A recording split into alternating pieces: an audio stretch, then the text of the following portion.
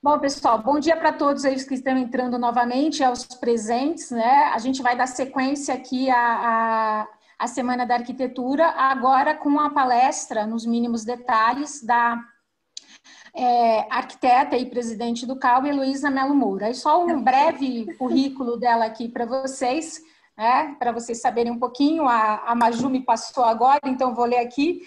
Tá? A Heloísa é arquiteta e urbanista, formada pela UNB, tá? Foi sócia fundadora do Escritório de Estudo Mova. Durante 10 anos, ela desenvolveu projetos em diversas escalas, sobretudo no âmbito comercial e corporativo. Em 2013, ela ganhou o Concurso Nacional de Arquitetura para a sede do Ministério Público da Paraíba, em equipe com os arquitetos William Veras e Éder Alencar.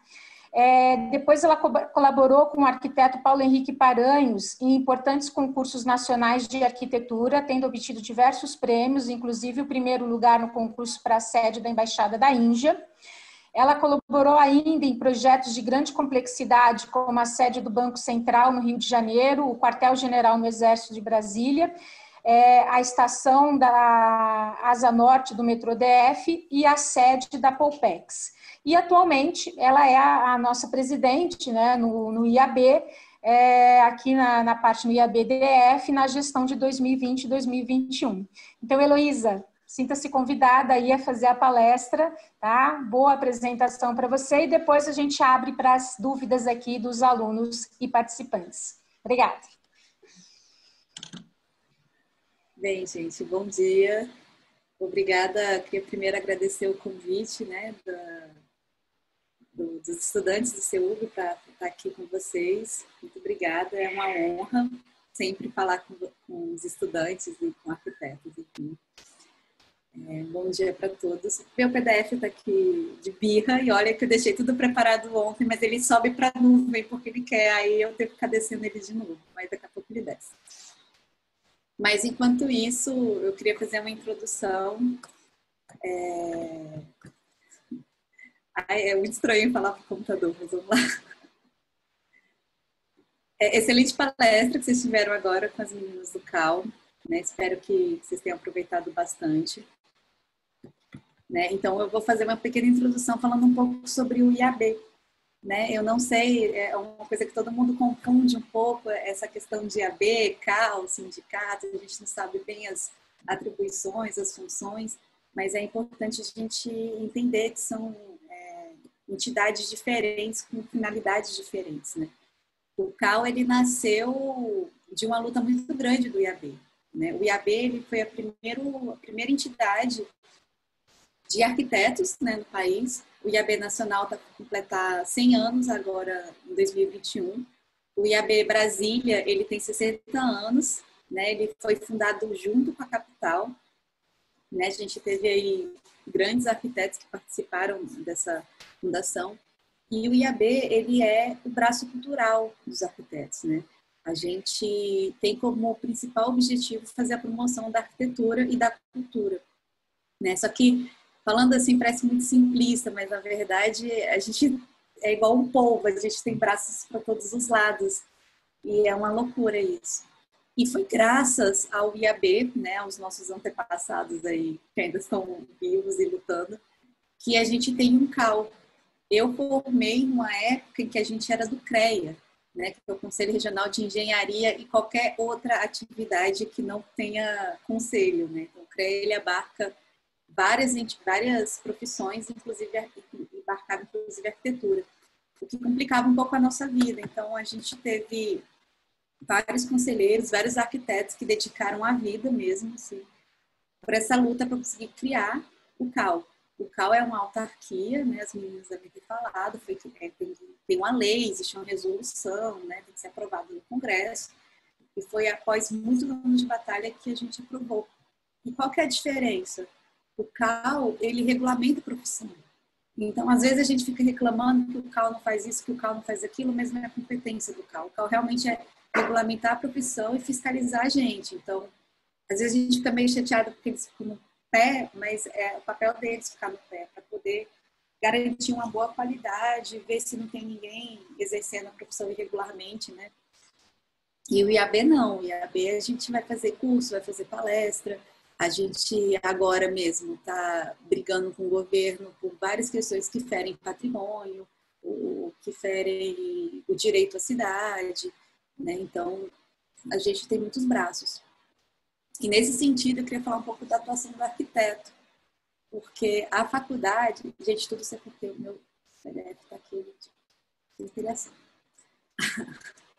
Mas uma hora vai dar certo. Mas a gente aprende na faculdade aquele papel muito, vamos dizer assim, burocrático do arquiteto, né? Que é criar e fazer projetos lindos e maravilhosos de aeroportos, escolas, museus, etc. Mas o papel do arquiteto, ele vai muito além disso, né? A gente tem uma responsabilidade com a sociedade muito grande. E independente da gente estar numa universidade pública ou privada, o arquiteto ele é responsável, sim, pela cidade.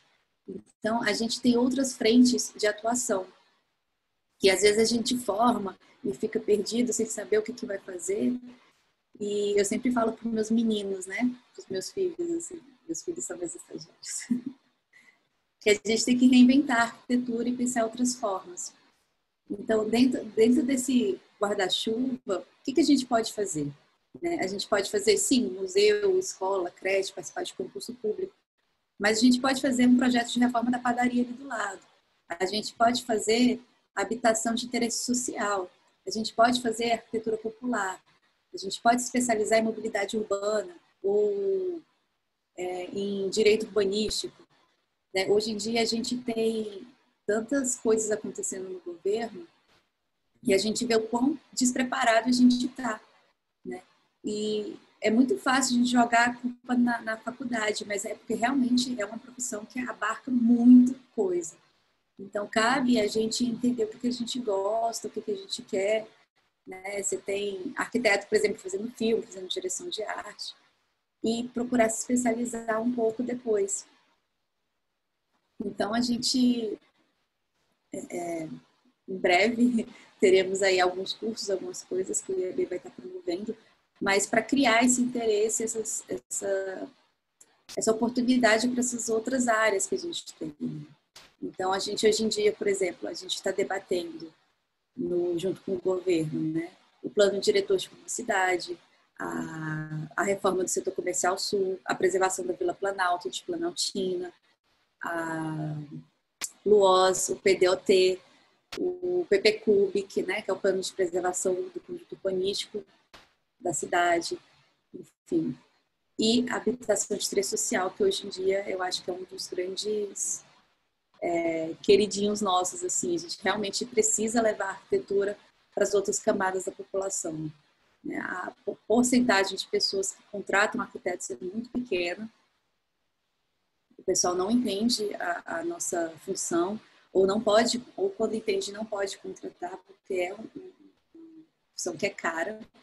E a gente precisa rever essa forma de atuar, criar outros modelos, né, outros métodos, simplificar às vezes o projeto para poder atender esses. Eu não lembro agora o número, mas eu acho que é uma coisa na casa de 80% que não contrata arquiteto. Gente, o trem não abre. É triste porque no outro computador abriu, mas enfim.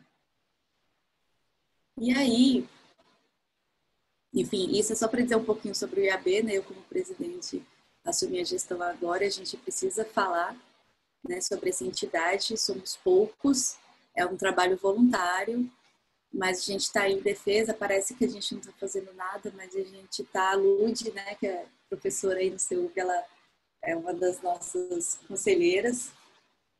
A gente está todo dia em reunião, lutando por alguma coisa. É um trabalho invisível, mas quando vocês formarem, vocês vão ter com certeza alguma coisinha melhor. Assim como quando eu formei, né? Eu era do CREA, sou velha, e depois eu pude ser do CAL. Então, é um trabalho que a gente precisa de ajuda, de apoio. Se associa, a gente tem condições especiais para recém-formados, alunos, a gente tem clube de benefícios, e a gente vai ter uma série de palestras. E aí, puxando o gancho aí para a Lud, puxando sardinha, a gente começou a capacitação em ATIS, né, que é a Assistência Técnica de Habitação de Interesse Social. Eu acho que não dá para entrar mais, mas fiquem ligados, porque todo ano a gente tem feito. E é um trabalho muito incrível, né, que a coordenação faz sobre isso. Bem, essa pequena introdução. Gente, eu tô muito triste. Alguém tem uma pergunta antes de eu começar sobre... Eu vou abrir rapidinho, só para ver se ele funciona. Por enquanto, não, Heloísa. Tá Você bom. está conseguindo abrir o aplicativo? Precisa que alguém te ajude ou não? Cara, eu preciso que ele volte da nuvem para o meu computador. E eu deixei isso tudo pronto ontem, mas ele voltou para a nuvem. Esse negócio... Peraí, vou fazer um negócio aqui rapidinho. Vamos fazer o seguinte, para te dar uns 5 minutinhos, Isa, fala dos sorteios que tá tendo no Instagram, quais são, o que que tá tendo, o que a gente vai ter hoje ainda. Gente, desculpa pelos barulhos, eu moro perto do aeroporto, então toda hora vai passar um avião aqui em cima. A gente fez uma parceria com algumas pequenas empresas, estudantes de arquitetura, para valorizar os nossos estudantes, né? Então, no Instagram, @cacaunicub, tá rolando alguns sorteios. Dá uma olhadinha lá, fica por dentro. Tá sorteando brownie, um bolo espetacular. Eu vi brownie. Alguns produtos de artesanato. Tá bem legal mesmo. Só queria também lembrar, gente, que tem gente perguntando aí no chat sobre o formulário. A cada final de palestra, a gente vai mandar um formulário diferente. Então, o que está no chat agora é o formulário da palestra anterior. Então, somente aqueles que participaram da palestra anterior é para assinar esse formulário. A gente vai sempre também verificar no final de toda a palestra, quando a gente terminar de tudo aqui, a gente vai gravar, né? A gente vai ver quem estava no momento e quem assinou o formulário, para não ter erro de gente que não participou assinando, tá bom? Então, é só ficar atento a isso. E é basicamente isso, tá, gente? Então, ao final dessa palestra, a gente vai mandar um outro formulário. Fiquem atentos com essa informação, porque a gente vai disponibilizar esse formulário para os professores do Uniceub. Então, a ética profissional começa já agora, né? Não assinem pelo amigo também, por favor. Ok. Heloísa, conseguiu abrir? Não. Você quer passar para alguém para abrir para você? Posso tentar. Peraí. Ontem deu tudo certo. Eu até desliguei aqui o vídeo para ver se essas coisas acontecem. Gente, a ética profissional é uma coisa muito importante. Mas muito mesmo. Eu tô com 2 computadores. Um funciona, mas o Zoom não funciona. Qualquer coisa você pode mandar para a gente que a gente compartilha a nossa tela mostrando o documento enquanto você fala. Tá, eu Você acha passo para melhor. quem? Para a Maju? Pode passar para a Maju. Pelo e-mail do Cacau. Pode ser para o Acredito que WhatsApp. você já tem.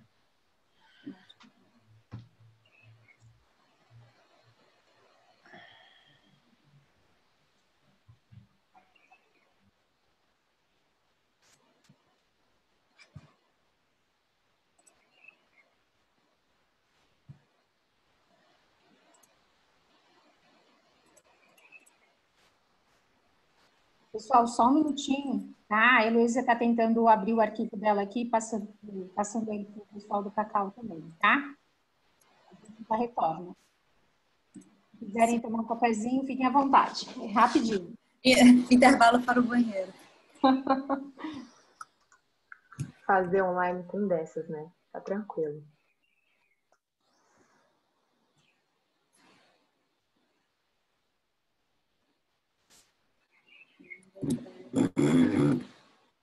Gente, o Zoom, ele não é meu amigo. Eu mandei ver se foi. Acho que foi.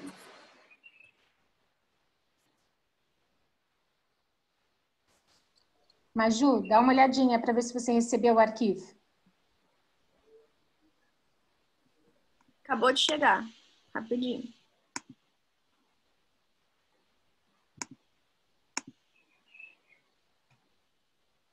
Eu passei para a Paola vai abrir. Chegou aí, Paola? Paola? Ah, tá, ok. Não tá baixando o microfone. Acontece. Eu tô baixando. Só um minuto.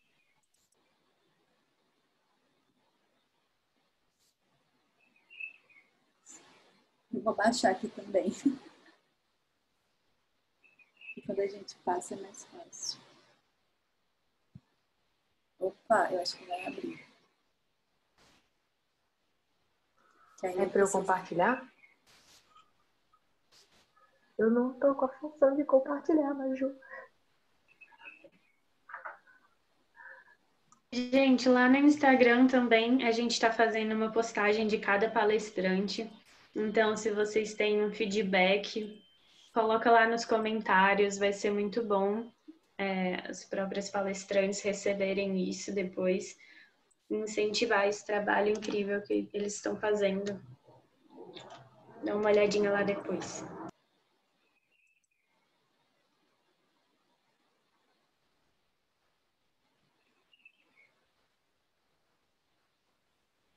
Eu acho que a minha internet não é muito boa. Pode compartilhar.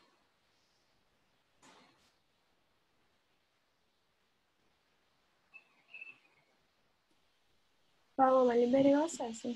Conseguiu? Pronto. Gente, é muito diferente, né, a dinâmica. Foi? Assim. É muito diferente a dinâmica, porque quando eu dou o curso, bem, gente, não vai ser um curso, tá? Vai ser, porque o curso é de uma semana, mas eu quero passar algumas informações que eu acredito que sejam importantes. Por que eu escolhi falar sobre detalhamento? Porque eu acho que a gente tem muito medo de detalhar, a gente tem muita dúvida, né? Eu vejo, assim, os meninos quando chegam no escritório, existe como é que eu posso dizer? Uma coisa de que o arquiteto tem que saber tudo, né? Sendo que a gente forma, a gente não sabe tudo. E a gente vai levar muito tempo para saber muita coisa, mas mesmo assim a gente nunca vai saber tudo. É uma profissão muito ampla que envolve muitas áreas. E quando eu comecei com isso, junto com o pessoal do Estúdio Mapa, foi um pouco para desmistificar algumas coisas, né? E preparar o olhar, porque o detalhamento, ele nada mais é do que o olhar, né? Do que ser um pouquinho curioso. E independente, é claro que aqui eu vou puxar sardinha para o que eu sei fazer melhor. Né? Mas assim, nem todo mundo precisa detalhar. Pode ser um gafe, isso que eu tô falando, alguns amigos podem querer me matar, mas a gente, nessa ideia que eu falo de reinventar a arquitetura, a gente pode... já sei, vou abrir aqui. A gente pode melhorar algumas coisas. Aí eu vou seguir aqui.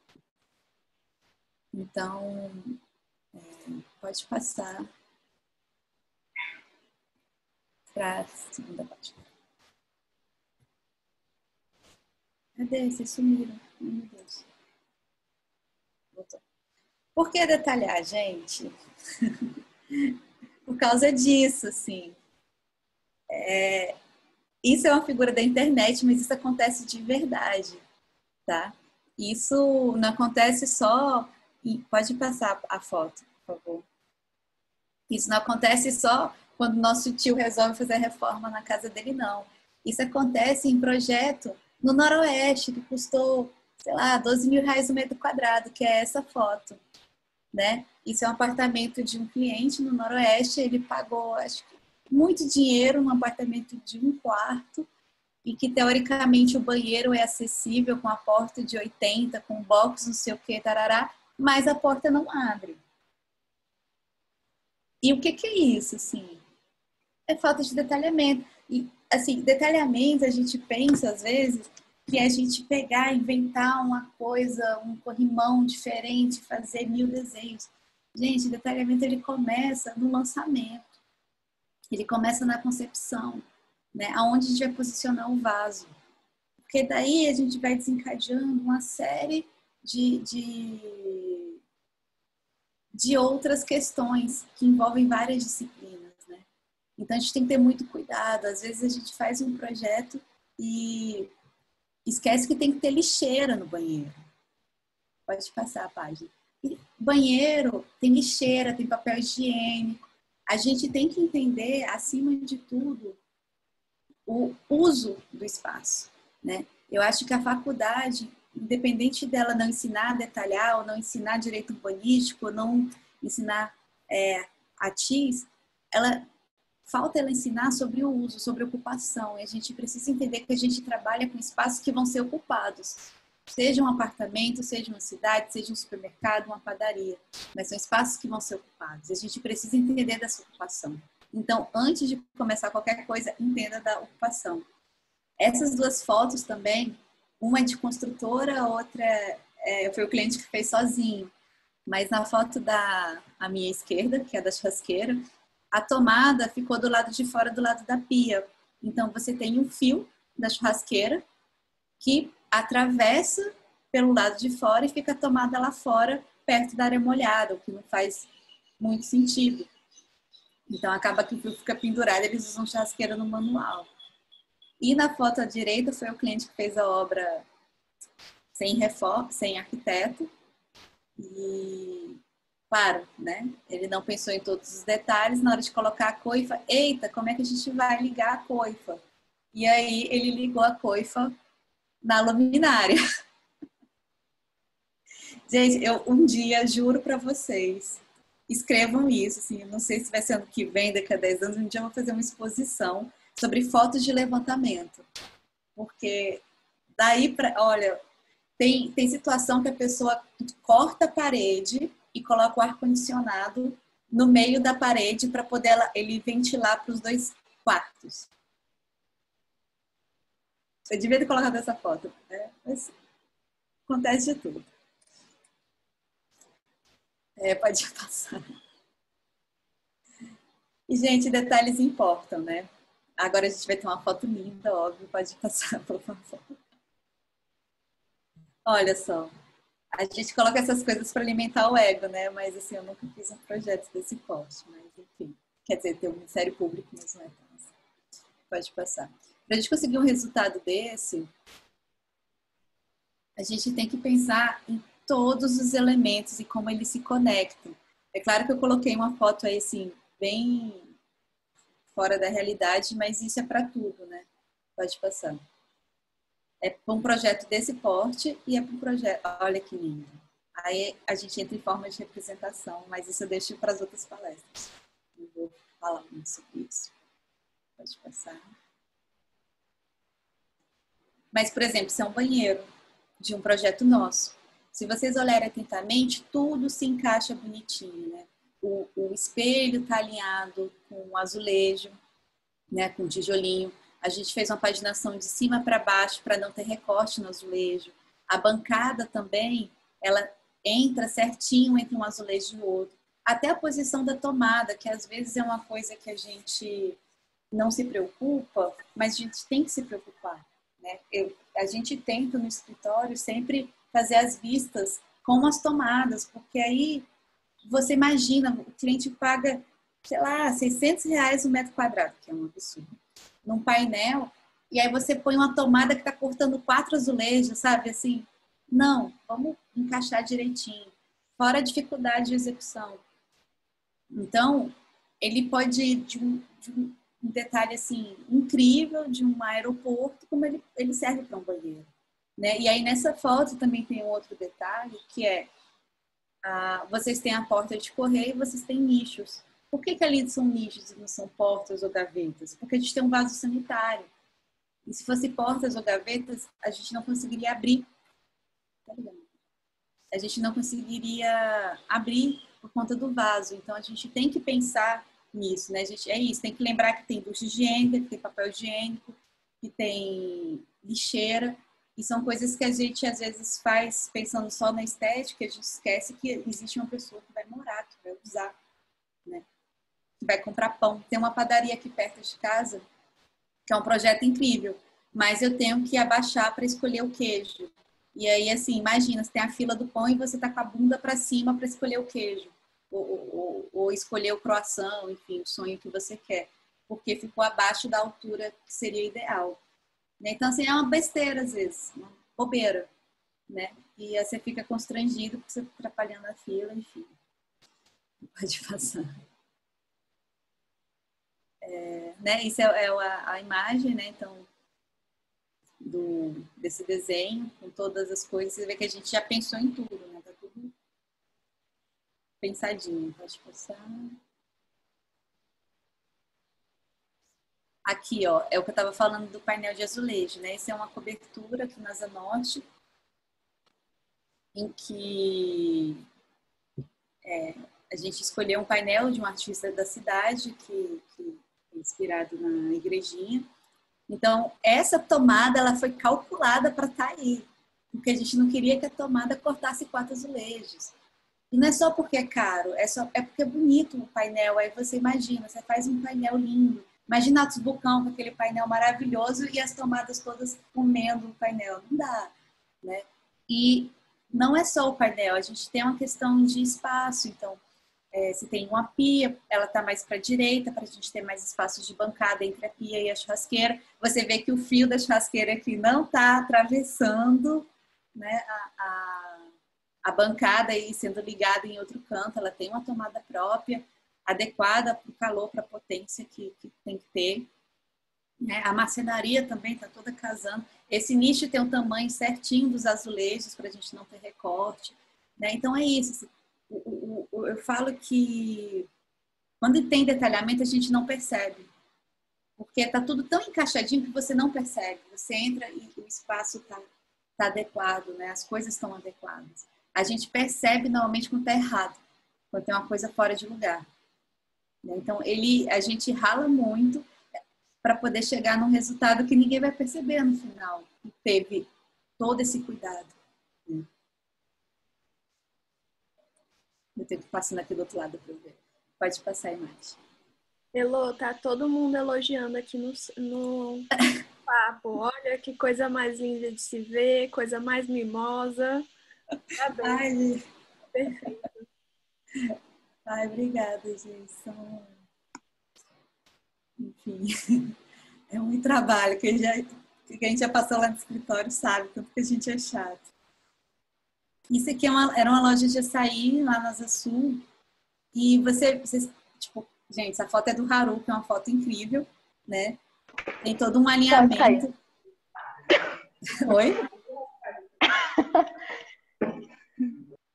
E para a gente chegar nesse resultado, que vocês vendo uma parte de gesso, uma parte uns pergolados de madeira, tem um balcão. Quando você olha... a gente vai falar de SketchUp já. Quando a gente olha, parece que é muito simples. Aqui a gente faz SketchUp pé nas costas, né? Mas, na verdade, quando a gente vai desenhar isso, às vezes tem uma diferença de 5 centímetros da parede lá de trás, onde tem a madeira, para a parede da bancada. Até porque na bancada não tem parede, é um armário. E mesmo sendo parede, a gente tem que considerar que revestimento tem espessura. É uma coisa que eu falo muito, assim. Aquele baldinho de tinta do SketchUp, gente, esquece ele. Não, olha, sério, eu tenho pavor daquele... Eu sou uma mulher de Revit, eu sou uma mulher de Vectorworks, eu sou uma mulher BIM. SketchUp comigo não funciona porque o SketchUp a gente consegue se enganar muito. Então a gente, claro, não é um problema do software, é um problema da gente mesmo. A gente faz um projeto, levanta essa maquete aqui, por exemplo, e a gente pega o baldinho e vai colocando as cores. Só que a gente esquece que, pô, ali é uma madeira, então é um painel de madeira, ele tem uma espessura. Aqui é uma marcenaria no balcão, ele tem uma espessura, ele tem uma outra forma de fazer. Ali na parede é um fugê. Então, às vezes, Se a gente quer um resultado como esse, em que fica tudo certinho, você vai deslocar uma parede em relação a outra 3 centímetros. Dá um desespero quando você olha na planta, que uma parede está 2,15 e a outra está 2,12, e você fica, não, deixa eu alinhar, por favor, por favor. Não, não alinha. Porque a que está 2,12 vai levar um painel que vai levar ela para 2,15, aí sim ela vai alinhar. Né? Então, pode ser por conta de parede, mas pode ser por conta de aquela base de alvenaria de um armário. Então, a gente, claro, o SketchUp, a gente tem que entender que é uma ferramenta que é mais criativa. É igual aquela maquetinha, né? Eu sou da época da maquetinha, de PA de papelzinho dobrado, que a gente faz só para ter a ideia. Mas a gente tem que entender que depois isso precisa evoluir, né? Tem umas plantas que eu gosto de mostrar, eu não vou estar com elas aqui porque elas são impressas e são grandes, e aí não dava nem para escanear. Para mostrar a evolução de um projeto, né? Da hora da concepção inicial, do estudo preliminar, até o projeto executivo, porque ele muda. E está tudo bem mudar, não tem nenhum problema, né? Porque você fez uma coisa no sketch, ou na mão, ou na maquetinha de papel, não importa a ferramenta, que ela não possa evoluir e ser ajustada, né? Sem perder o conceito. Então, gente, pode usar o baldinho de tinta, mas muito cuidado com o baldinho de tinta, por favor. Enfim, pode passar. Deixa eu só ver aqui pra cá. Tá, e a gente detalha, mas essa é a realidade, tá? Nem sempre garante. Tô aqui falando 1000 horas sobre 1000 desenhos, pode passar a imagem. Isso, a gente faz as franquias do Spoleto e uma época eles inventaram um carrinho para passar com a louça suja por baixo. É óbvio que não deu certo. Né? A gente, assim, né, voltando no meu histórico, eu trabalho há mais de 10 anos na área de alimentação e a gente sabe o que funciona e o que não funciona. E eles acharam essa ideia revolucionária, mas é óbvio que não deu certo. Mas, enfim, o que acontece? A gente detalha, a gente fez planta, corte, faz baquete, faz uma isométrica, faz um monte de coisa. Olha a foto aí da obra, como é que ficou. Ele não ficou encaixado na cuba, porque ele tinha que ficar exatamente embaixo da cuba. E por que não deu certo? Porque a gente especificou uma máquina de lavar, o cliente achou uma outra máquina de lavar louça mais barata, comprou outra, e aí as coisas todas andaram. Então, assim, não teve só esse problema, teve o problema que o sifão não encaixou, a torneira ficou deslocada e a porta da máquina de lavar que eles compraram não abria. Porque tinha um outro equipamento, tinha um dente na parede, assim. Então, a máquina que a gente colocou era que cabia exatamente para dar tudo certo. E aí, é muito engraçado, porque eles vêm chorando. Ai, a máquina não tem como abrir, não tem espaço. Assim, sim, você comprou uma máquina. Gente, isso acontece demais. Teve uma outra cliente em Águas Claras que ela me ligou com um problema na obra. Não, mas o que foi, Leilô? Não tá cabendo equipamento, não tá cabendo equipamento. Fui lá ver. A gente especificou um forno, vamos supor, 50 litros, ela comprou um de 80. Era óbvio que não ia caber. Nem a amperagem da tomada ia dar certo. Então, isso é bem comum. Tá, antes de passar, deixa eu só ver aqui, gente. Eu tô colando aqui, porque ele abriu no outro computador e nesse não abriu. Então, eu tô colando para ver a ordem. Tá, antes de passar. Então, por exemplo, falando do baldinho, voltando no baldinho de tinta, né? A gente tem que lembrar realmente que as coisas têm espessuras, que os materiais trabalham, que os materiais são diferentes. Então, quando a gente pensa no painel de madeira, por exemplo, para pôr numa parede, a gente não vai colar esse painel de madeira na parede. Ele provavelmente vai ter uma fixação e aí você vai fixar o painel nessa fixação, você vai ter um suporte.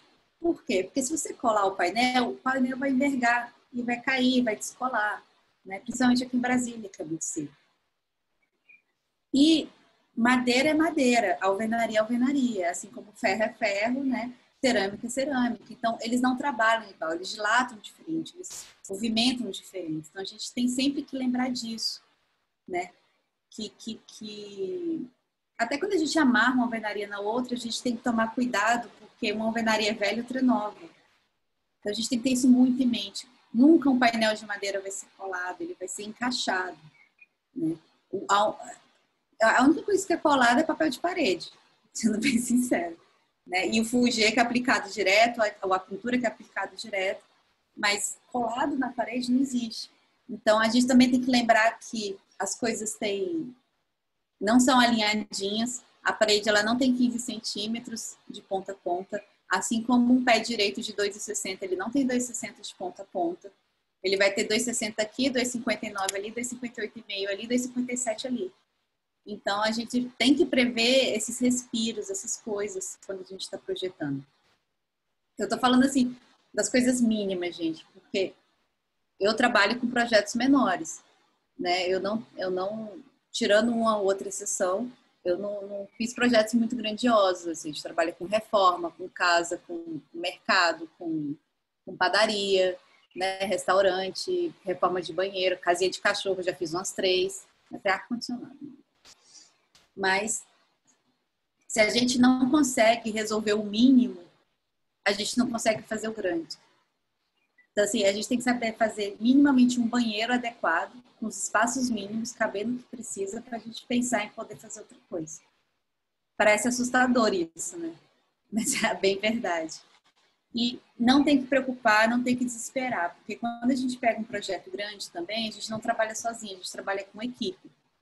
Então, por exemplo, o projeto do Ministério Público foi um concurso, né, em nível de estudo preliminar. Então, na época, era eu, o William era o meu sócio, e eu fiz junto com o Éder, da ArcBR. E a gente lança, a gente não pensa em muita coisa. Claro, a gente já tem um conhecimento para saber que você vai fazer um vão de 25 metros e que ele vence. Você não vai inventar um negócio que você não sabe se isso vai funcionar ou não, porque você muda completamente o partido do projeto, o conceito do projeto. Mas na hora que a gente começa a colocar dentro das normas, dentro das especificações, ele vai tomando forma. E é esse projeto que eu queria ter trazido, mas enfim, são pranchas desse tamanho.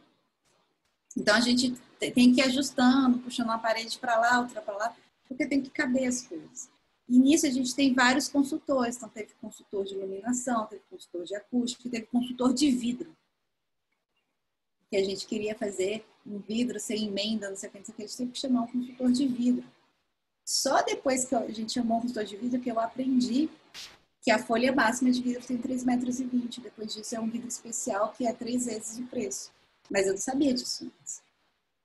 Né? Então, às vezes a gente olha um projeto dessa magnitude, quando a gente viaja, ou vai a algum museu, alguma coisa assim, fica assim, meu Deus, eu nunca vou fazer isso. Né? Mas não se desespera, não se preocupe, você vai fazer, você pode fazer. Só que você não vai fazer sozinho. Então a gente tem que ter a humildade de saber que a gente não sabe, né? E que a gente vai contar com outros profissionais que vão ajudar a gente. Porque é um curso realmente, como as meninas do CAL falaram, é um curso que é generalista, a gente é formada para fazer qualquer coisa. Mas a gente não sabe. E aí, antes de se meter a fazer qualquer coisa que você nunca fez na vida, estuda antes e procura quem sabe. Que aí a gente não vai errar. Como eu falo assim?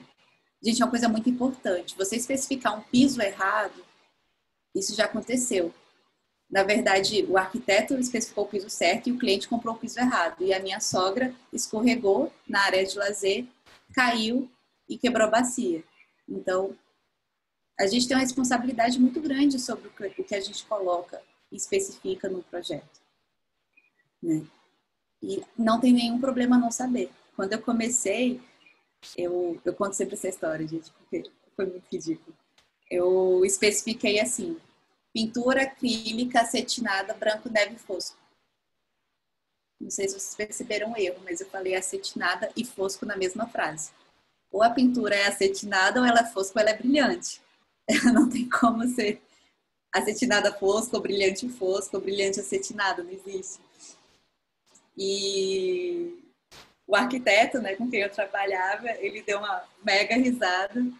E aí ele falou assim: Elô, você não entende de tinta, né? E eu entendo, sei, aprendi. Ele, tá, então explica como é que é esse negócio acetinado fosco aqui? Aí eu olhei, eu acho que eu não sei. E aí ele me explicou. Né? Então, assim, não tenha vergonha de perguntar. Né? Eu acho que antes de mais nada, a gente tem que perguntar. Chega na marmoraria, não sabe a diferença de mármore e granito? Pergunta. Não sei. Não sei a diferença. Por que eu não posso pôr isso aqui na cozinha? Me explica. Pergunta. Se ninguém te ensinou antes, ou você não fez estágio, ou na faculdade o professor não falou, não fiquem preso ao professor. Nunca. Pergunta. A gente tem que ser curioso. Né? A minha irmã, ela morre de raiva de mim porque eu odeio shopping. E olha que eu trabalho muito em shopping. E aí ela fala assim, vamos no shopping comprar sapato. E eu fico assim, eu enrolo ela um mês, porque eu realmente odeio. E aí quando eu vou e ela tá lá olhando os sapatos e me perguntando a opinião, o que a pessoa tá fazendo? A pessoa tá deitada no chão, assim, sabe? Olhando como é que a estante foi instalada. Ou como é que foi o detalhe do balcão do caixa. E ela fica assim, ei, volta aqui, eu compro rosa ou azul. E eu, não, peraí, você viu o detalhe aqui? Um dia que a fita de LED tá aí. Ela, Heloísa, a gente tá escolhendo um sapato, né? Pra você olhar a fita de LED. Eu, tá, mas, cara, eles colocaram a fita de LED num lugar muito legal. Então, gente, assim, quando eu entro no shopping é pra olhar isso. Ou pra ver obra, né? Faço muita obra em shopping. Mas a gente tem que ser curioso. Tá andando, opa, desamarrou o sapato. E você finge que tá amarrando o sapato e olha por debaixo da mesa. Sabe? Você vê aquela bancada assim de 20 metros flutuando. Gente, ela não tá flutuando, alguma coisa tá segurando. Então, se joga no chão e olha por debaixo. E é assim que a gente aprende. A Isabela tá morrendo de rir. O box do banheiro também. A gente tem umas coisas bobas que a gente não presta atenção no dia a dia. Então, assim, chega em casa depois... Chega em casa, não. Vocês estão em casa. Né? Mas olha como é que... Por favor, gente, fica em casa. Mas quando vocês estiverem tomando banho, analisa como é que é o box do banheiro, né? Veja se tem um desnível da área de dentro do box para de fora. Se esse box está em cima, se ele está embaixo, fazendo esse desnível. Se existe como é que é o nome? Ai, meu Deus. Uma baguete de granito fazendo essa separação, né? São bobeirinhas que a gente precisa detalhar, a gente precisa colocar no projeto, mas e são coisas do dia a dia que a gente passa despercebido, né? Toda bancada de cozinha, por exemplo, ela tem um soco. O que é o soco? É a base de alvenaria que tem pelo menos entre 10 a 15 centímetros, que é para a gente poder lavar a louça ou fazer comida e caber o pé, porque senão a gente ficaria mais para trás, porque o pé ia topar no armário. Então, assim, além de você proteger o armário, né, da umidade e tudo, você tem um espaço para o pé, né? Escada é outra coisa. A escada, ela não é certinha assim, 90 graus. O piso, ele passa um pouquinho. E quando ele não passa um pouquinho, o espelho é inclinado um pouquinho. Porque tem que caber um pé. Nem todo mundo tem o meu pé, que são 34, né? Então, assim, tem que caber o pé, a gente tem que conseguir andar confortavelmente. E essas coisas do dia a dia a gente não percebe. Então, começa a olhar ao redor. E aí é da sua casa mesmo, né? Que é, por exemplo, aqui, o trilho da porta está embutido entre a sala e a varanda. Se ele não tivesse embutido, provavelmente eu tropeçaria todos os dias, porque eu sou estabanada, né? Já o do box do banheiro foi feito depois, ele está por cima, e aí eu tropeço. Então, assim, tem todas essas bobeiras, vamos chamar de bobeiras. Né? Por exemplo, uma coisa que ninguém pensa. A gente põe rodapé em tudo, mas de repente tem um armário. A gente corta o rodapé, a gente corta o armário. Tchan, pânico, né? Observa, depois vocês me contam. Então, assim, cortina, você pode pôr para fora, você pode não pôr para fora. Aliás, tem umas coisas que eu adoro, que é tipo, a gente faz um forro de gesso e a pessoa põe a luminária de sobrepor. Gente, você pôs um forro, vamos pôr a luminária de embutir, por favor. Não faz isso comigo, não. Sobrepor porque é laje, porque não tem jeito, porque não tem como passar, tem como furar laje. Mas Aqui tem um detalhe legal também. Reformaram a fachada. Ah, mas eu não vou ter como mostrar para vocês. Enfim, depois eu mostro. Que a gente tem Como é que é o nome? Que a varanda, né, eles fecharam com esquadria. E aí, ao invés de colocar o granito retinho, você pode colocar o granito inclinado ou você pode fazer um desnível. Então, para o lado de dentro, o granito está mais alto, vem a esquadria fechando a varanda e o granito de fora está 2 centímetros mais baixo. Para que isso? Para a água não voltar, para não dar infiltração. Isso no meu outro apartamento não era assim, a água toda voltava, infiltrava e a parede da fachada onde tinha janela estava sempre com problema de umidade. Né? Então a gente sempre tem que pensar nesses detalhezinhos bobos, mas que fazem diferença no dia a dia. Ai, mas vamos continuar. Tô falando demais. Deixa eu olhar a hora. Eu tenho até que horas, meninas?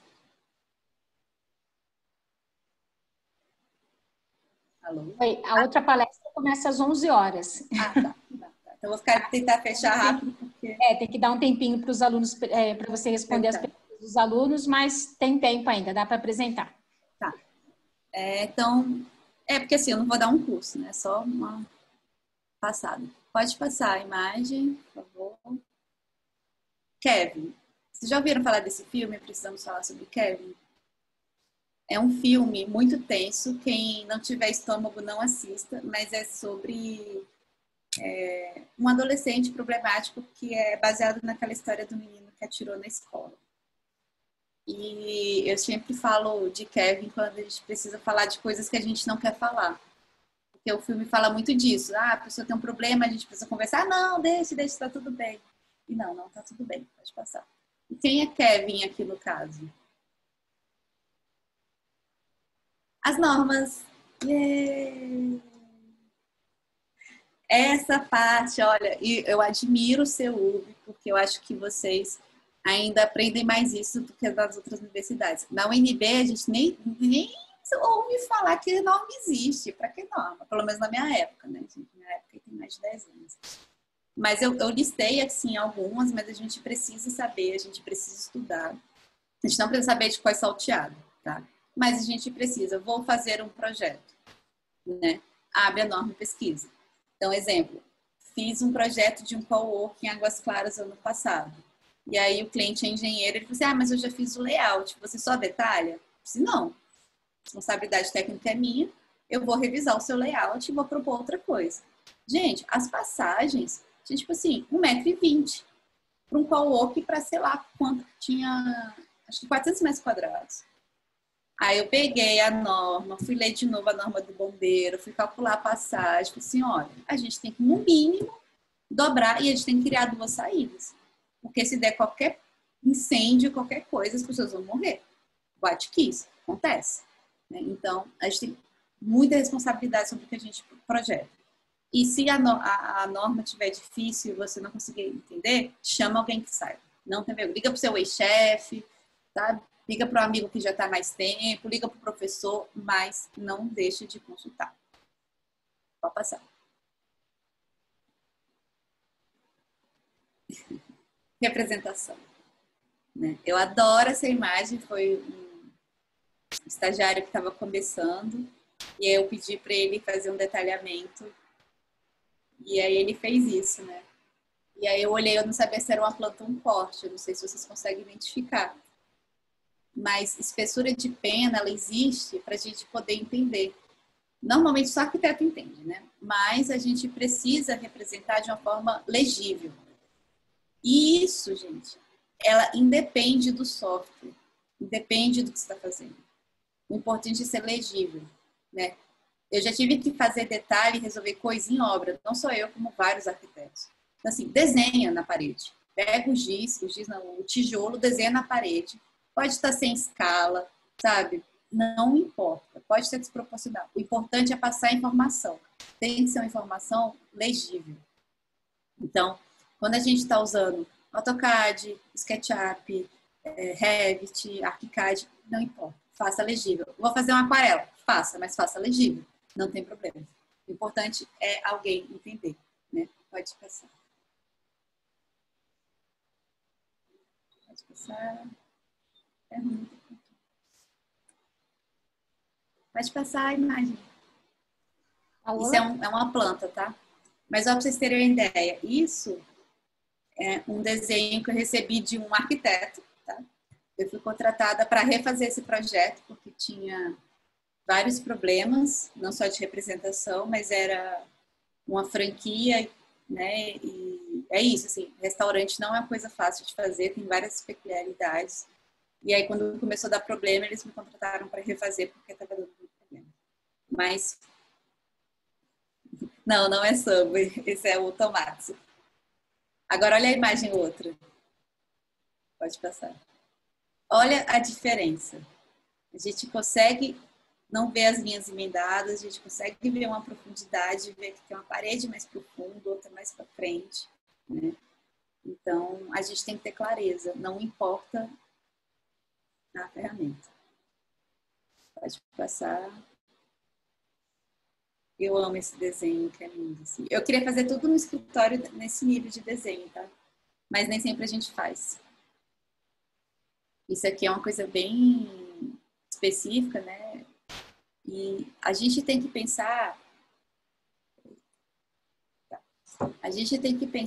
o que a gente está cobrando e para quem que a gente está fazendo, né? Então, eu trabalho com consultoria para o Sebrae, por exemplo. São projetos mais simples, que não tem um detalhamento desse, que eu faço no SketchUp, né? Eu tiro as imagens, claro, a gente modela de SketchUp tudo bonitinho. Depois eu posso até pôr aqui para abrir. E a gente põe as especificações, algumas coisas direto no SketchUp, faz as pranchas do SketchUp.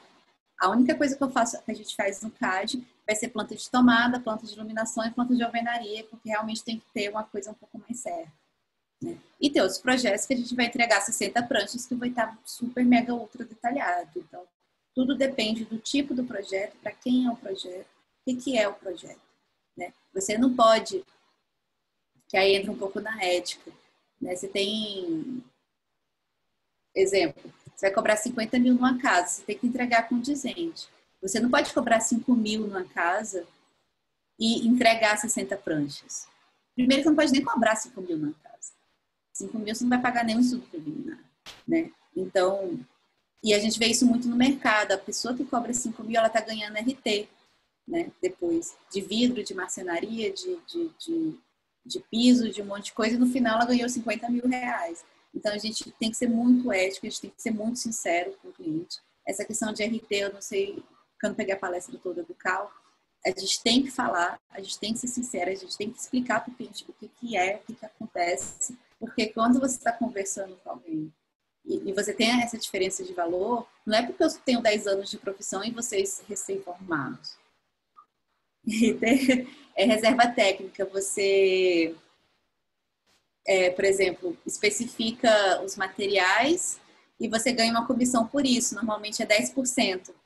Então, algumas pessoas não cobram o projeto ou cobram um valor muito simbólico, tipo 5 mil reais num projeto que vale 50, sendo que ela vai ganhar 10% de tudo da obra. Então, é 10% em cima dos móveis, da iluminação, dos acabamentos, dos metais, das louças e, às vezes, até da construtora, né? Então... no final, a pessoa ganha... Só que ela está enganando o cliente. Então, quando um cliente vem com propostas muito abaixo do que eu estou colocando, eu explico isso. Porque provavelmente é isso. Nunca é... Existe uma margem, né? Existe mais ou menos um valor de mercado, né? Então, tem o que você entrega. E também já aconteceu isso. De uma cliente aparecer. Também era esse caso de RT. Eles cobraram uns 5 mil reais no projeto, que devia valer uns 15 ou 20, e eles não entregaram nenhuma planta, nem nada, eles só entregaram um 3D. Eu falei ainda agora que às vezes eu faço no 3D, mas eu entrego as pranchas tiradas do SketchUp, tudo desenhado, especificado. E aí, o que essa pessoa fazia? Ela fazia a obra, ela cobrava muito pouco no projeto e fazia a obra, e só entregava a maquete eletrônica, porque a gente entregava uma planta. E aí, na hora que a cliente quis orçar as outras coisas em outras lojas, em outros fornecedores, aí começou a dar problema, porque a pessoa que estava fazendo a obra queria fechar e fazer tudo na loja que ela queria. Porque ela ia ganhar, além dela estar ganhando na obra, ela ia ganhar sobre todos os materiais que estavam sendo colocados. E aí ela pagou a gente de novo, um novo projeto, para ela ter um projeto mesmo, com planta, com corte, com detalhe, com tudo especificado, para ela orçar em 20 lojas, se ela quisesse. Então, é uma prática terrível que existe. Pedro, além de venda casada, é antiético, porque é isso, você não está cobrando, porque a venda casada, você está embutindo valores para vender 2 produtos, né? Eu não vendo, por exemplo, projeto com obra. Quando o cliente fala assim, não, me dá o valor de tudo. Eu falo assim, não, eu vou te dar o valor só do projeto, quando acabar o projeto eu te dou o valor da obra, porque eu não tenho como orçar uma obra sem ter um projeto. Mas tem gente que faz um cálculo por cima e coloca, né? Não é uma coisa legal se fazer, mas é assim, dá para ajeitar. O problema é não cobrar, porque você vai ganhar de uma forma que não é legal, de uma forma ilícita, e o seu cliente acha que ele está tendo um bônus. Por que ele vai pagar 20 mil reais no arquiteto se o outro arquiteto está cobrando 5 ou 3? É muito melhor o outro que está cobrando muito barato. Só que ele está sendo enganado, porque ele vai gastar muito mais na obra, né? Normalmente, nesses casos. Ou ele vai colocar acabamentos que não precisa. Né? Então, por exemplo, luminária. Você tem luminária de 30 reais e você tem a mesma luminária de 120 reais porque mudou a marca. E aí ele vai pagar de 120. Então, é antiético. Gente, não façam isso, por favor. Não façam isso quando vocês crescerem. Mas vamos continuar porque eu quero pelo menos fechar o assunto para ver com as perguntas. Pode passar. Pode passar. Ah, você é irmão do Marcos. Amigão, adoro ele, gente. Manda um beijo para ele. Gente, Brasília, né? Povo de Codó. Antes de falar aqui, gente, eu falo demais, me interrompo. Eu empolgo. Por isso que o curso é uma semana que eu empolgo. Um exercício legal de vocês fazerem, que eu sempre comento com os meninos, a gente pega as revistas, hoje em dia site, né? Porque vocês são de outra geração, e a gente fica lá só passando fotinha, né? Então, lê o texto, pega a foto e olha a foto, né? Tem um projeto que eu gosto muito do Tony, que, assim, esses projetos brutalistas, eles são ótimos porque a gente consegue enxergar muita coisa do que um projeto mais convencional. Então, assim, quando vocês virem um projeto que vocês gostam, para e olha e analisa, tenta entender, né? Se ele não fez uma platibanda, ou se ele não fez uma marquise, ou se ele não fez um detalhe que passa, tenta entender por que ele fez. Esse projeto que eu gosto, que é uma casa, assim, ele tem uns detalhezinhos que, tipo, a viga de cima, ela tá 5 centímetros para frente que a viga de baixo, parece uma loucura. Mas não é, porque embaixo dessa viga ele coloca um revestimento, aí ela casa certinho com a de baixo. Então, quando vocês forem abrir um site, uma revista, alguma coisa de projeto, observa isso, né? E estuda o projeto. Eu não sei, assim, nem todo professor faz isso quando a gente está em PA, né? Mas a gente precisa parar e analisar projeto, a gente só passa imagem, né? A gente é dessa geração agora que só dá um scroll assim na tela, mas a gente tem que parar e entender o que está acontecendo. Então, sobre representação, para a gente poder... Deixa eu só ver até onde eu vou, gente, porque isso aqui é enorme. Acabar esse modo. A escala é o zoom da câmera fotográfica. É uma coisa que eu sempre falo. É uma relação muito incrível. A gente não pode desenhar... Eu sei que, assim, hoje em dia tem softwares mais evoluídos, né, que já faz isso automaticamente, mas é importante a gente entender de onde tudo isso partiu, né? Então, eu sou da geração, acreditem ou não, que eu fiz até PA6 à mão. Na UNB eles não deixavam a gente usar AutoCAD. Eu fui aprender AutoCAD de pirracenta, né? E não fui esperar, porque não tinha nem a matéria na UNB. E o AutoCAD é quase uma prancheta eletrônica, né? Depois veio esses outros softwares, BIM, que ele já ajusta isso. Mas ele não faz isso sozinho, a gente precisa entender. Então, é muito engraçado quando chega um estagiário que sabe mexer com BIM, mas na verdade ele não sabe, ele sabe usar as ferramentas, mas ele não sabe representar, e a gente precisa aprender a representar. Eu penso e eu uso a minha mão, né? Posso desenhar essa escala ou não, mas eu adoro aqui meu conjuntinho de canetinha e de grafite para poder ter as espessuras. E a escala é muito importante. Eu não posso representar em 1:1 da mesma forma que eu represento em 1:100, né? Então é só pensar o seguinte: a gente juntou aqui, tem 228 participantes, meu Deus. E a gente tirou a foto de todo mundo, né? Aí a gente vê todo mundo. No momento que eu pego, abro essa imagem no computador e eu vou dando zoom, eu vou vendo mais informações. Então, de repente, você está vendo 228 pessoas. Na hora que você dá zoom mais um pouquinho, você vê que metade das 60% são mulheres e 50% são homens. Aí você dá mais zoom um pouquinho, aí você vê que de repente a Maju tá com a roupa branca e que a Mariana tá com a flor no cabelo. E aí você vai dando zoom, vai dando zoom, vai dando zoom, você vai ver a cor do batom que a Heloísa tá usando. Então, a representação do projeto é a mesma coisa. Se eu tô fazendo em 1:100, eu tô vendo o projeto de longe, de longe. Se eu tô lá no avião, vendo o projeto lá embaixo. Né? A partir do momento que eu ponho 1:50, peraí, eu já tô vendo mais informação. Na hora que eu coloco 1:25, eu tenho que ver, quando eu olho a porta, eu tenho que ver a maçaneta, eu tenho que ver o portal e o alisar. Né? Em 1:50 eu não preciso, mas em 1:25 eu preciso. Na hora que você dá mais você está vendo outras coisas. Você já está vendo o reboco, o revestimento e a alvenaria. Então, a gente tem que entender isso. E não é só questão de peso de pena, né? Mas é do que a gente está vendo. Então, no geral, a gente não desenha... Como é que fala? A espessura do revestimento, né? Principalmente no CAD. A gente só faz isso quando a gente puxa um detalhe. Mas, por exemplo, no Revit, ou no ArchiCAD, ou no Vectorworks, a gente tem que modelar igual a gente constrói. Então, a gente vai fazer piso, a gente vai fazer contrapiso, né? E laje. A gente vai fazer parede, reboco e revestimento. E se é uma cerâmica, ela tem 0,08 né? De espessura. Se é um granito, ela tem 2 centímetros de espessura. E a gente precisa colocar isso. Só que qual que é o lance?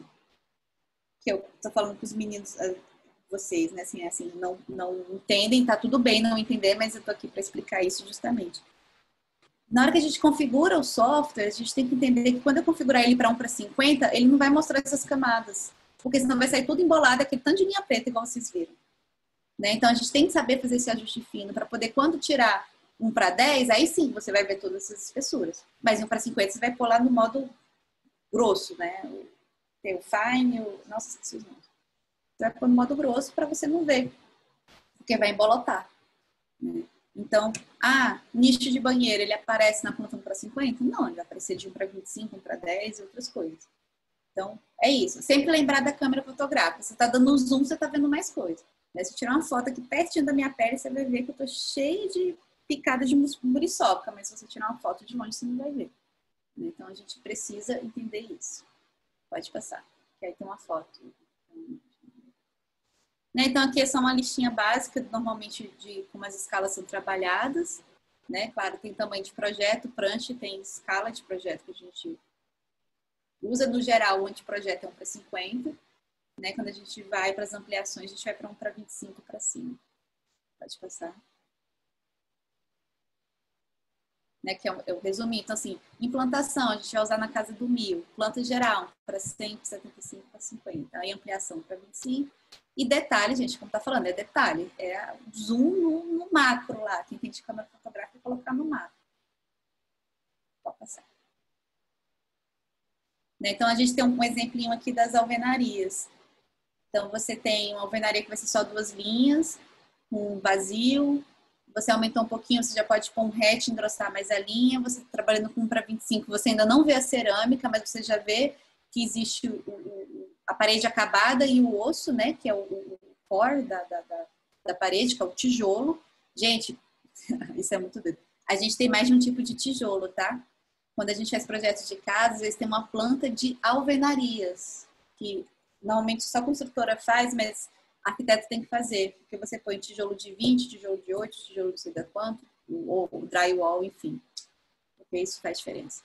E aí no detalhamento você tem a espessura do revestimento, o reboco e a alvenaria. Pode passar.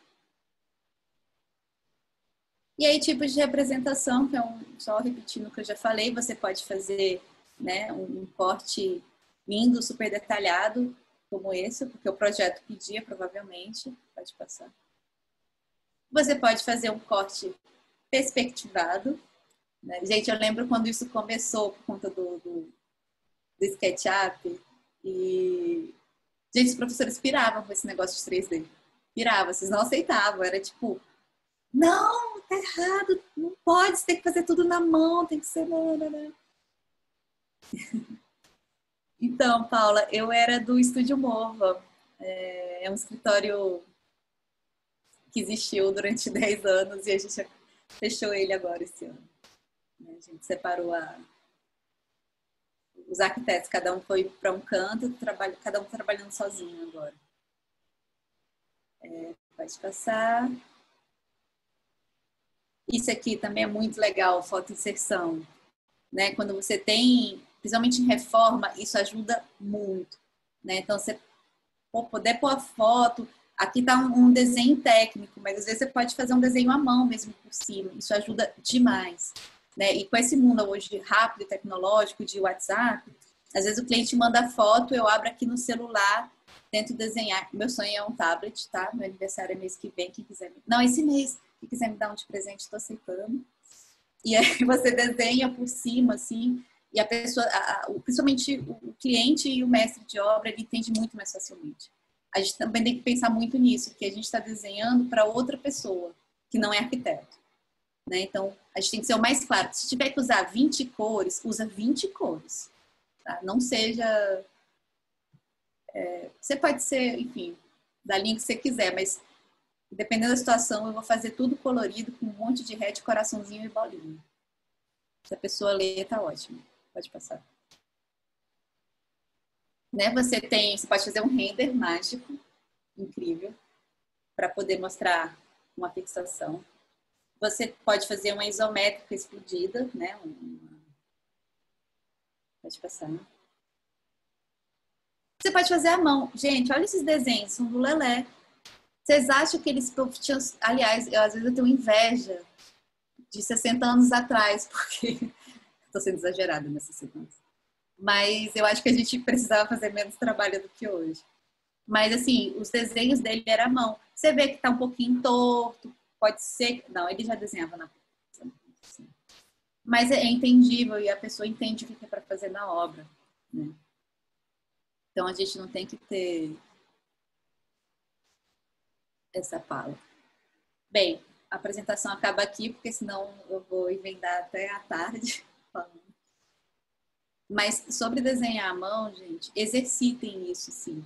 Eu lembro quando eu comecei na faculdade que tinha um professor Christian, que ele é incrível, é um senhorzinho, já ele trabalhou com Lelé. E ele desenha na escala. E eu ficava assim, nossa, ele é sobrenatural, assim, né? Desenhar na escala. Mas a prática, né? O fato de a gente estar sempre exercitando desenhando na mão, ele faz com que você pegue esse costume. E se você não desenha ainda na escala, o retinho, mas torto, tem medo não, desenha. Se você conseguir passar o recado, desenha, gente. É muito importante a gente exercitar. Tem estudo sobre isso, assim. O que a gente faz com a mão, seja desenhar, escrever, tal, são conexões diferentes do que a gente faz quando a gente está usando o computador.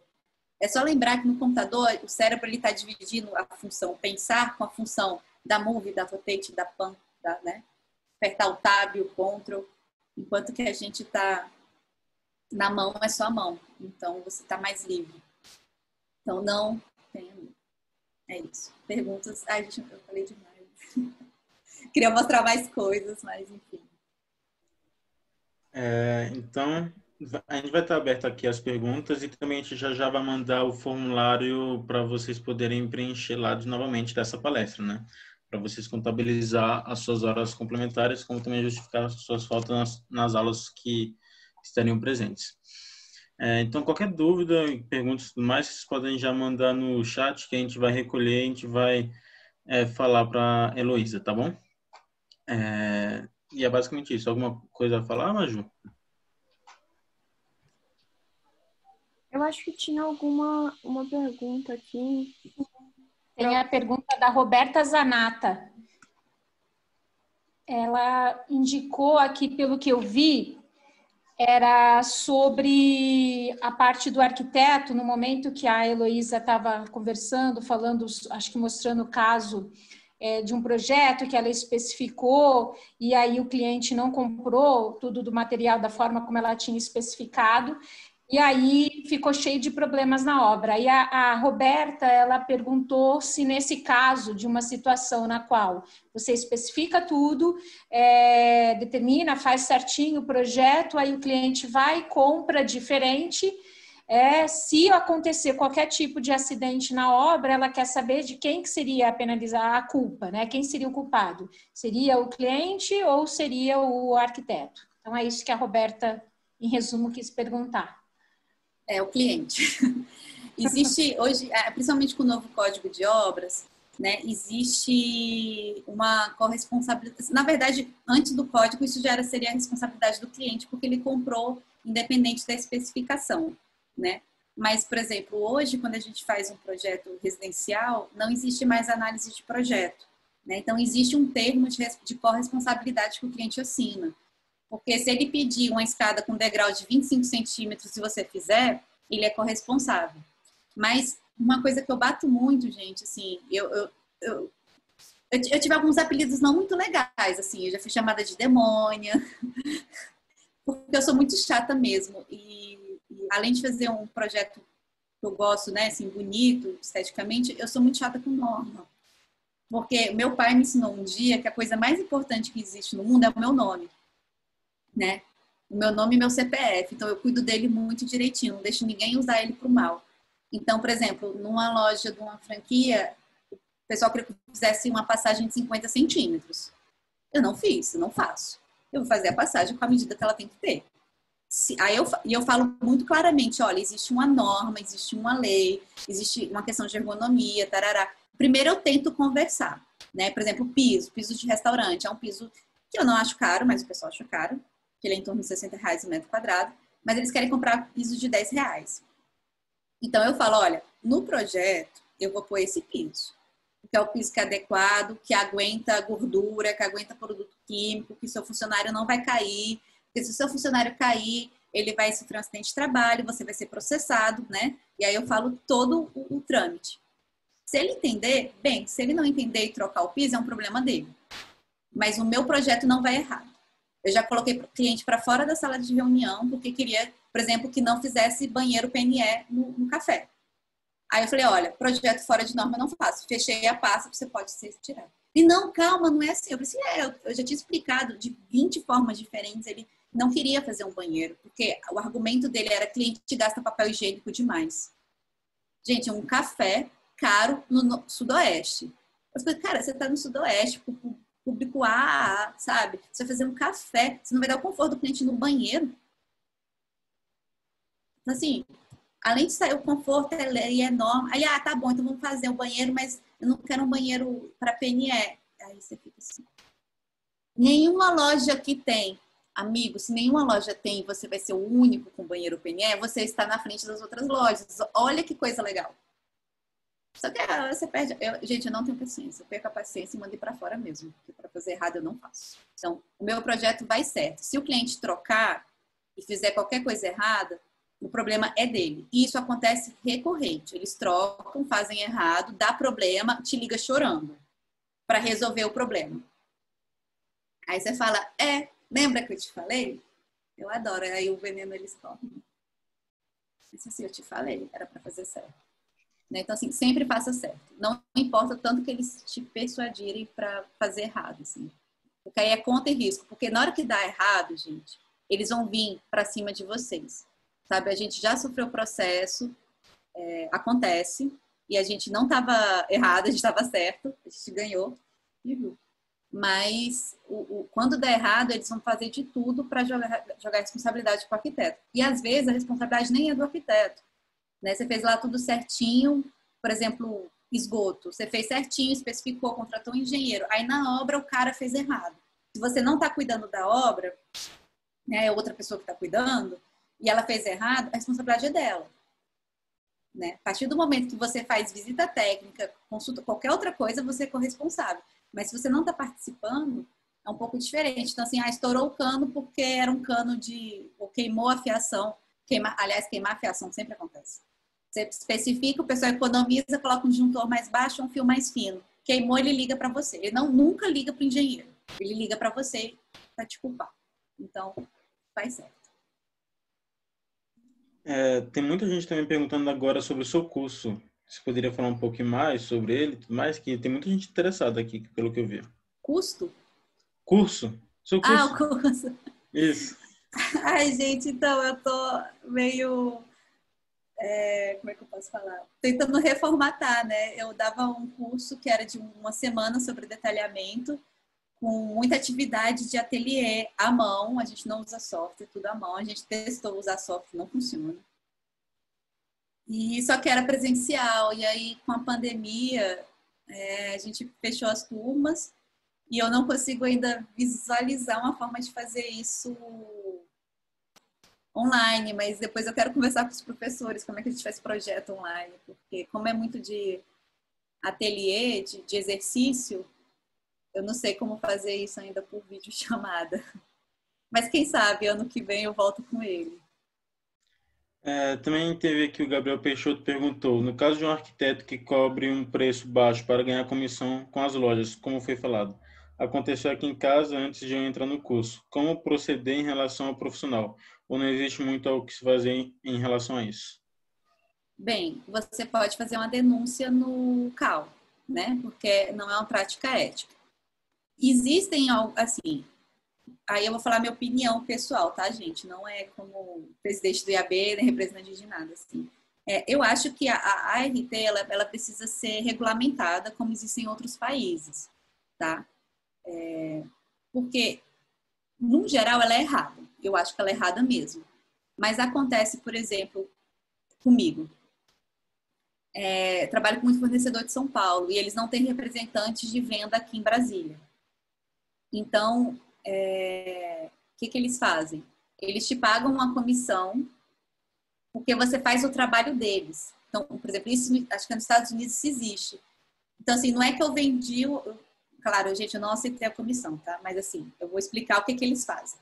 Não é, assim, eu posso orçar com 20 lojas diferentes, né? Com indústrias, no caso, eram indústrias. Só que eles não têm vendedor aqui. Então, eles pagam uma comissão para o arquiteto porque a gente faz o papel do vendedor dele. Porque para ele ser mais barato, eventualmente pagar um arquiteto que fez a venda, do que ele ter um vendedor aqui que vai fazer, sei lá, 3 vendas no ano. E aí, você emite nota fiscal e você tem, de fato, uma responsabilidade técnica. Você assina um documento. Por quê? Você vai fazer a medição, você vai receber o equipamento, você vai instalar o equipamento, você vai testar o equipamento, se o equipamento der problema, você queimar o equipamento, a responsabilidade é sua e você vai devolver o equipamento, fazer toda a troca e você vai dar a manutenção do equipamento, né? Então, assim, essa, ao meu ver, é a única situação que uma RT seria viável. E isso, de qualquer forma, tem que ser conversado com o cliente, né? O cliente ele tem que saber que você vai receber, sei lá, R$1.000 que seja, para poder fazer uma função, porque a empresa não está mandando um funcionário vir para cá. E aí é a opção dela aceitar isso, ou ela pagar o custo, porque aí o custo da empresa vai ser, sei lá, R$5.000 para mandar o funcionário. Então, nessa situação que aconteceu com a gente, gente, eu estava no começo da profissão, foi 2009. A empresa, né, lá de São Paulo explicou isso, a gente não aceitou, a gente explicou para o cliente disse, não, mas tudo bem se vocês aceitarem fazer tudo.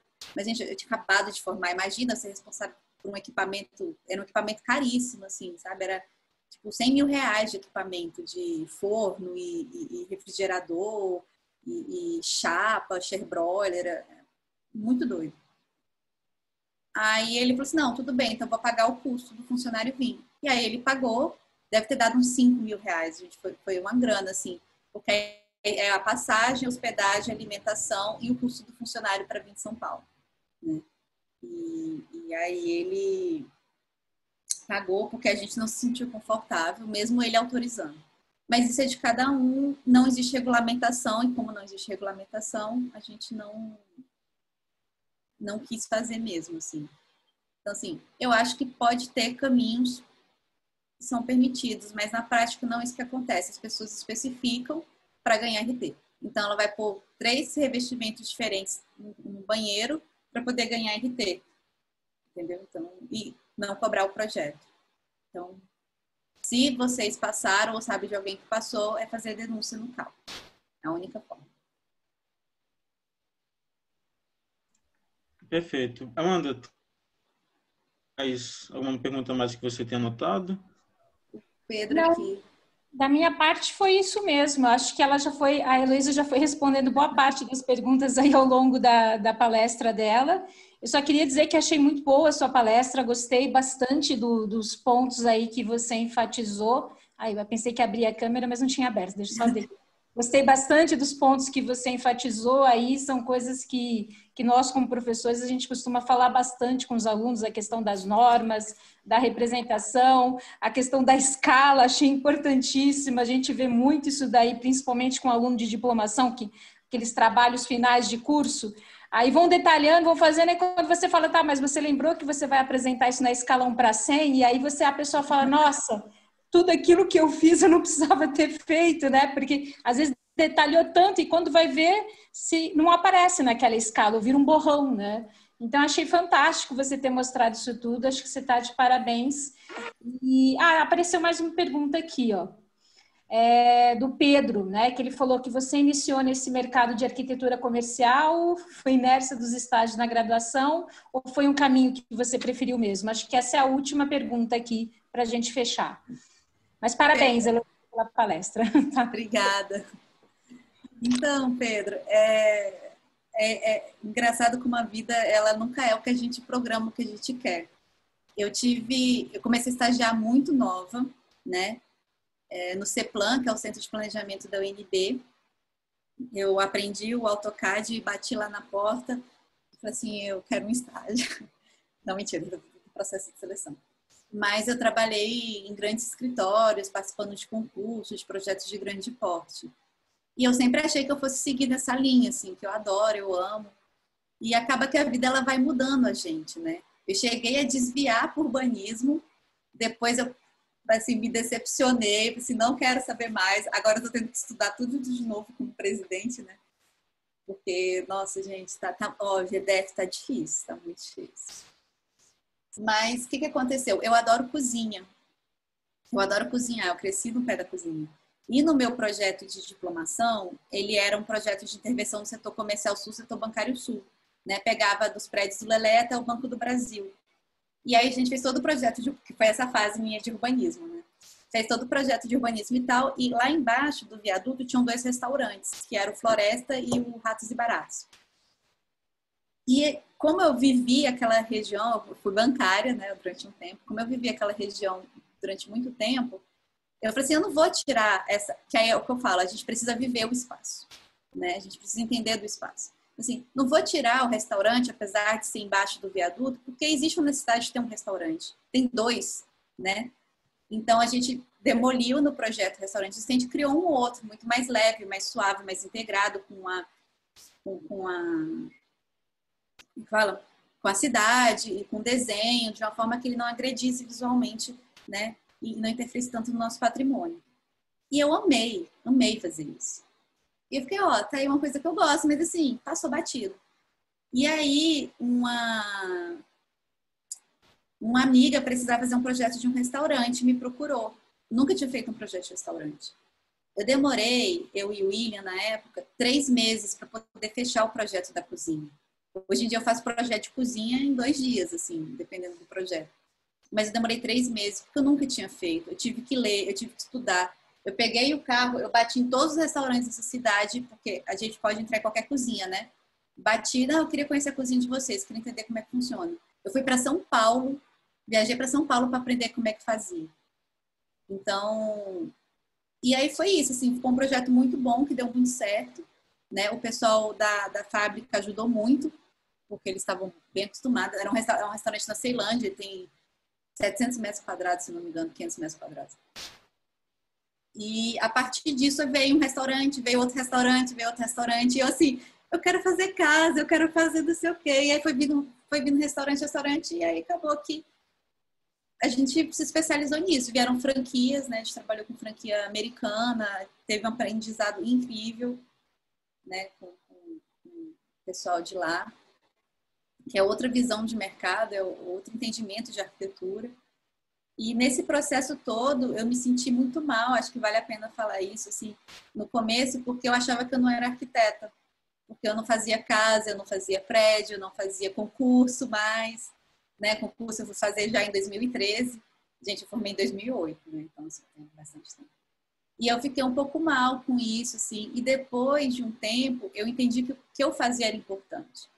Então, eu acho que uma coisa que eu posso falar para vocês é, independente do que vocês fazem, pode ser cinema, pode ser direção de arte, pode ser ATIS, pode ser reforma de banheiro, pode ser igual a Bárbara faz, que é a Buge, que ela faz reforma em apartamento que é alugado, assim. Então, são reformas de pouco impacto, que é pintar, só ajeitar os móveis, dar aquela consultoria e tal.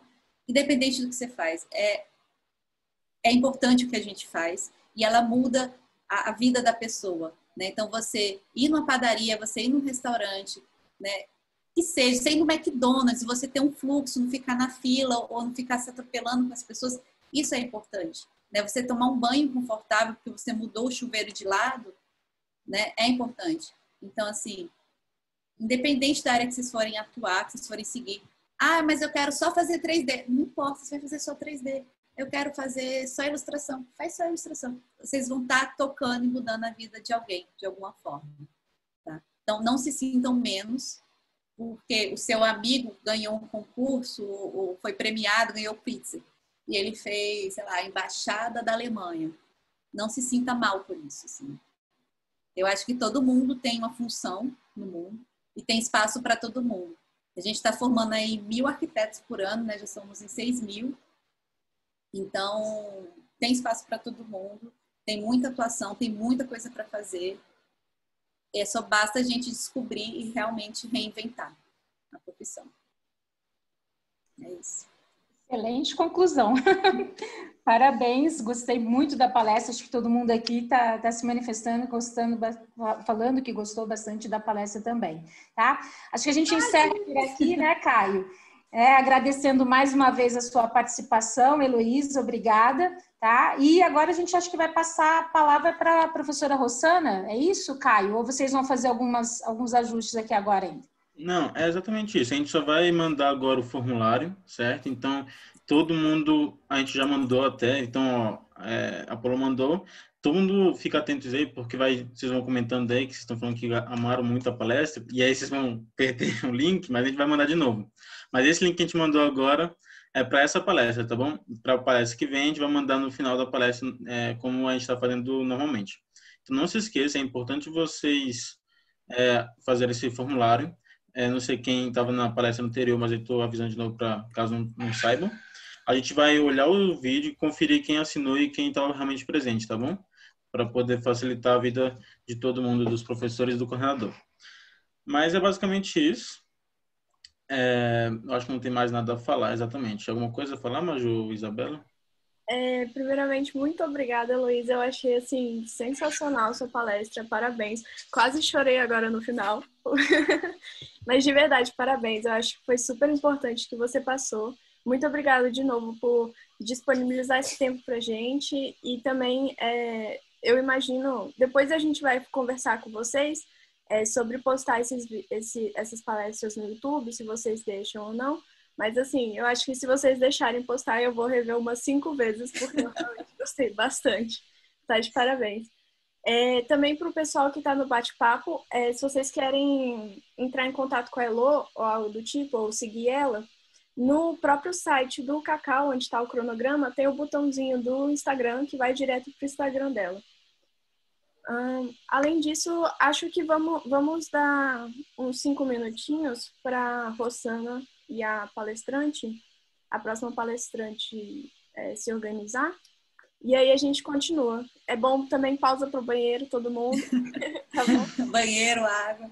Exatamente. Gente, mais uma vez, eu queria só agradecer mesmo. Obrigada pela oportunidade. E para mim, assim, sempre bom falar com vocês, então estou à disposição.